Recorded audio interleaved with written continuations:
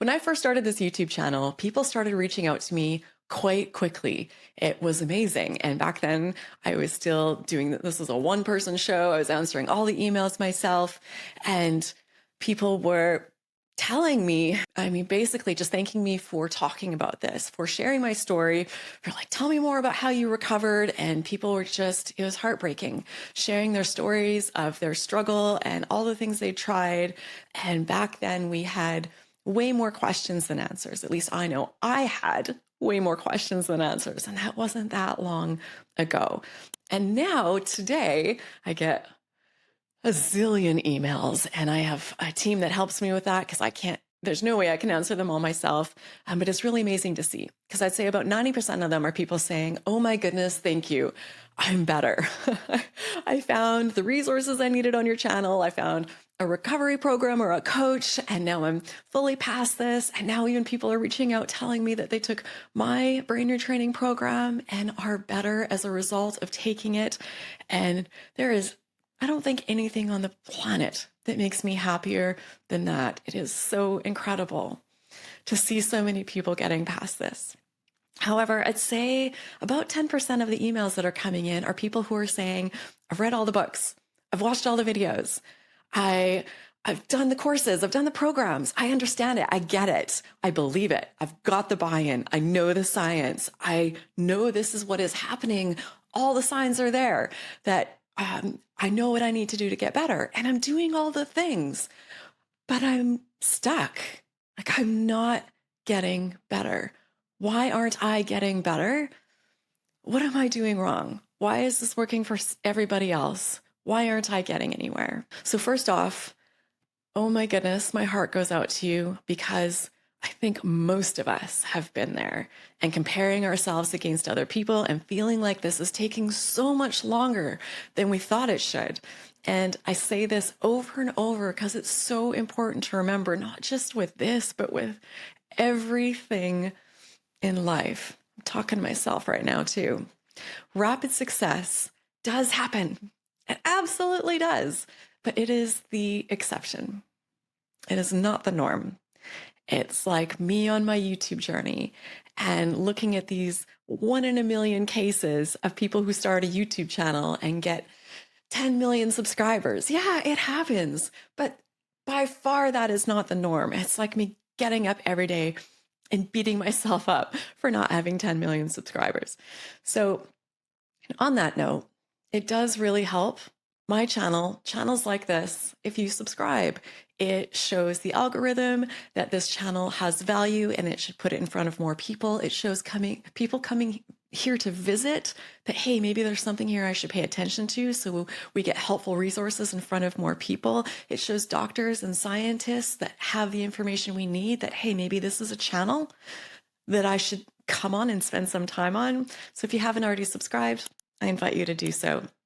If it doesn't turn out being for you, you can always unsubscribe. So assuming you have done all the tests and you've ruled out everything else, like you're going to doctor after doctor and you're getting every test under the sun, and they're all basically saying, everything, we don't know what to tell you because everything's coming back normal and you are okay by conventional medical tests. And know that there are also, structural abnormalities, I'm going to say that again. There are normal abnormalities that happen in everyone. So if you have a really thorough scan of your body, like you went overboard, maybe not overboard, because I did it too. And I think it's understandable to want to get a really comprehensive look at what's going on inside your body. So you've spent the tens of thousands of dollars in tests. And if you do this, there's no human on the planet that won't show, abnormalities in the brain and in your bones and in your gut and latent viruses and mold and bacteria and all that kind of stuff. So we do need to allow for a certain level of normal abnormalities. And we also do need to recognize that you can have a laundry list of diagnoses: CFS, fibromyalgia, Long Covid, MCAS, POTS, IBS, and a zillion others that I'm forgetting to mention. And we're finding that in these cases, when all of the tests for the most part are coming back normal, and we understand that nervous system dysregulation is at the core of what's happening, this is what I'm speaking to in this video. So when you've gotten to that point, I'm here, I get it, I know this is what I need to get better, I'm doing the stuff, but it's not working. what do I do now? So here's the great news. There are some clear, specific reasons that we now know that this is happening. So it's not that you're some special case or some unfortunate case where you're just not going to get better and you just have to learn to live with this. And for some reason, there's no hope for you. That is absolutely not it. So understanding the what is happening is one really vital piece. And seriously, congratulations to you for getting caught up on all of this, because you are now ahead of not only 99% of the people on the planet, 99% of doctors on the planet aren't caught up on the research and the way that you are right now. So that is so, so important. And it's absolutely where everybody needs to start. But it's just step one. And if you're not doing the second vital piece of this, I mean, you can understand the science. You can be like, I know why symptoms happen. I can tell you how and why they're created in the body. I can talk to you about the amygdala or amygdalae, actually. We've got two. The limbic system and the autonomic nervous system and fight, flight, freeze, and fawn. And I know my body's okay. And I'm telling myself that I'm safe all day long.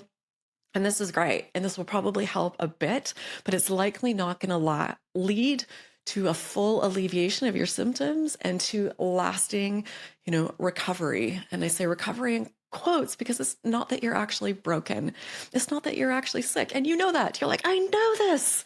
So why do I still have symptoms? So here's the why. If you're still facing symptoms right now, if you're still experiencing symptoms, not feeling good, 100%, your nervous system still thinks there's a threat. Indisputable fact. And here's the insight on this one that changes absolutely everything. So everyone who's facing a nervous system dysregulation condition, everyone who's feeling sick right now because of this, is feeling sick for the exact same reason. But the reason that you got this nervous system dysregulation condition is different for every single person who got it. So you need to understand your reasons why your alarm bells are going off. What is it? Because something is still keeping you in fight or flight. What is making those alarm bells continue to go off for you, despite you knowing that there's no need for those alarms right now? So let's go through what some of those common things are for people. And some of them are really small things. It can take just small changes in your life, which is great news, to send those signals of safety to your nervous system.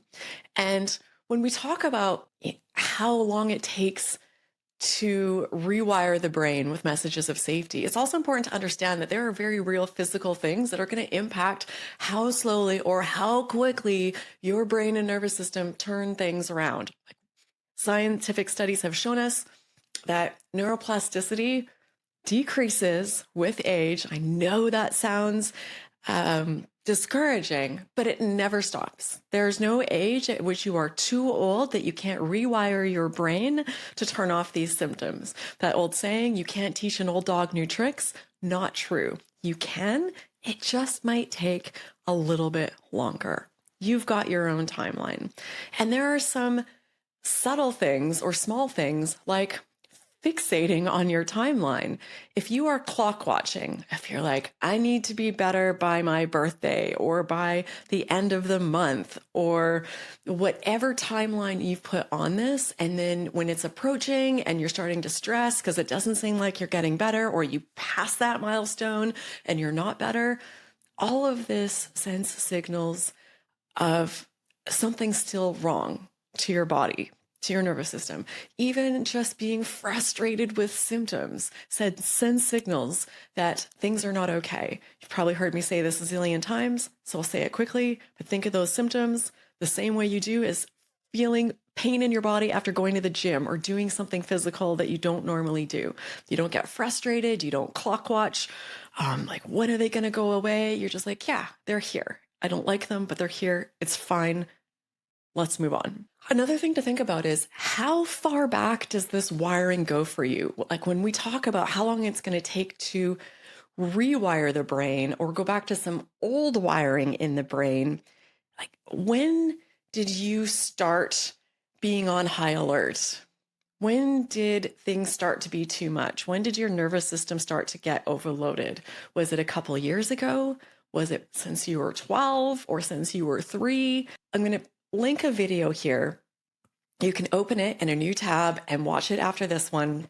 It'll be there waiting for you. But I show a really simple way to understand how these neural pathways happen in the brain and how sometimes you're not even creating new ones. You're just going back to old ones and what that process is. And just having that clear picture in your head, just a really simple way to think about what's happening, can help you have some patience with the process as you see, okay, this one might take a while to rewire because that old superhighway was pretty strong. And, I'm trying to go a new direction, which probably going to take some time. Also, things just like your personality can be impacting your rate of recovery and also keeping you stuck. And the good thing is that our personality, we're on a spectrum and we can move things around. You don't have to get things perfectly, but, are you a people pleaser? Does it feel more safe to make everyone else happy? Is it scary for you to let people down? Does your primitive part of your brain think you're going to get kicked out of the tribe if you're not making everyone around you happy? Like, to be safe, you need to make everyone else feel good. Or are you a type A overachiever type with a critical voice in your head that's saying, do brain training 100 times a day? Or, you have to have a perfect body and 12 university degrees and all these accolades and run ultra marathons before you'll be good enough, before you'll be safe in this world, before you'll feel okay with yourself. So take a look at that voice in your head and what it's saying. How much compassion do you have for yourself? How much kindness are you showing yourself? How much patience do you have with yourself? How much forgiveness are you giving yourself on this journey? Ultimately, what you need to do to get unstuck is to do what I call unpacking the uglies. And we all have these uglies living inside us. And it's not that there's ugly parts of us.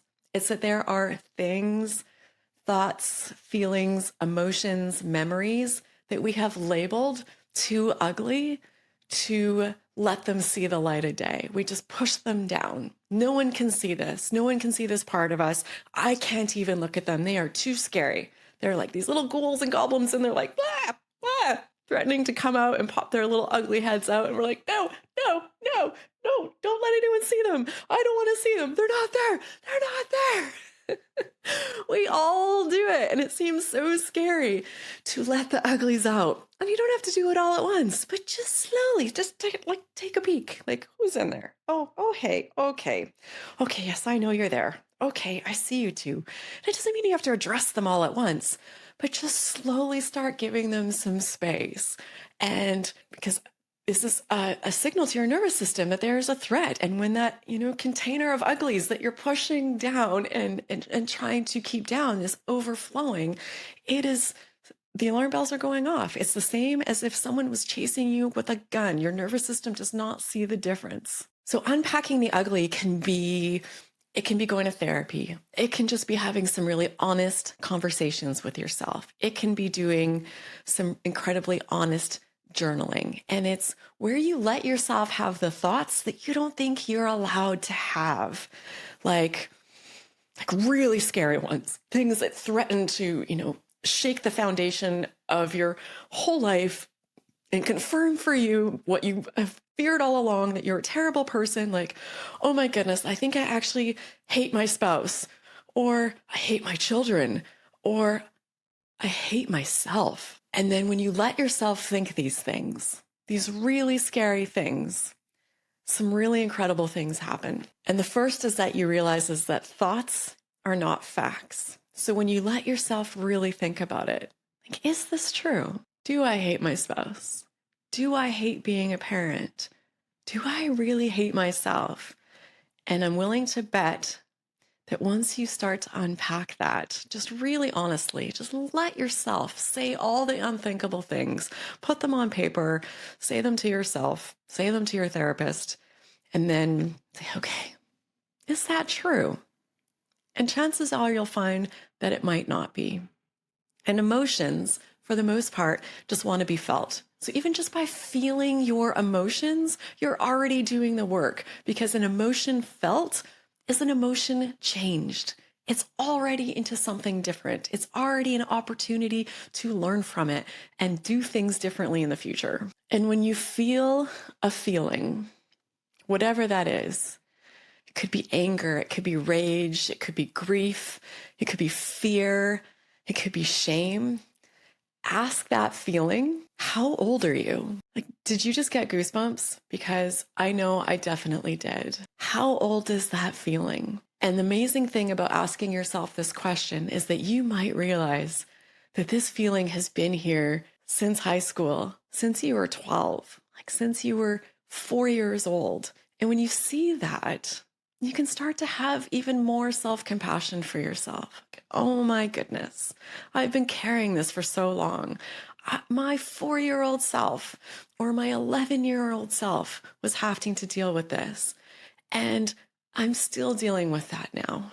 No wonder I'm struggling. No wonder I want to push it down. And you don't need to figure everything out. One of my favorite quotes from Dr. John Sarno, who was a pioneer in this, who worked with thousands of people. And he said, if any one of my patients had to resolve all their past trauma in order for their symptoms to go away, not a single one of them, would be okay.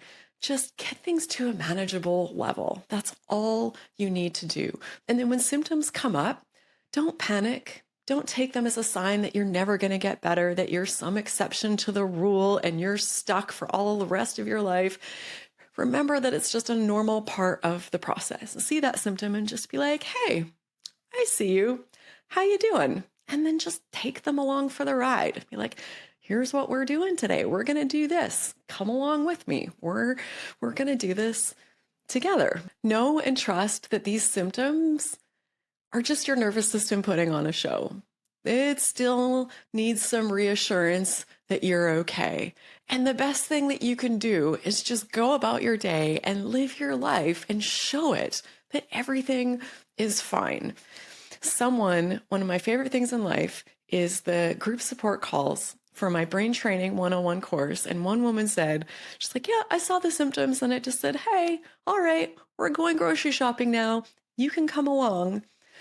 So the best thing you can do is just take that fixation off of trying to get better and just put it back on trying to live your life and find little bits of joy.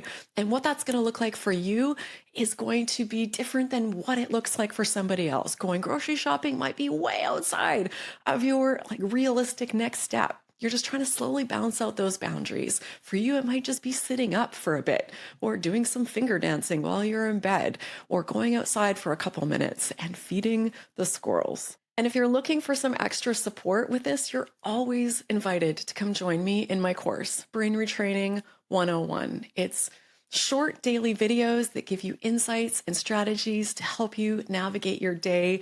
It's group weekly coaching calls, if that's something that you're interested in, where you will meet some of the most beautiful people on the planet who get it and are cheering you on for the tiniest things because they know what this is like.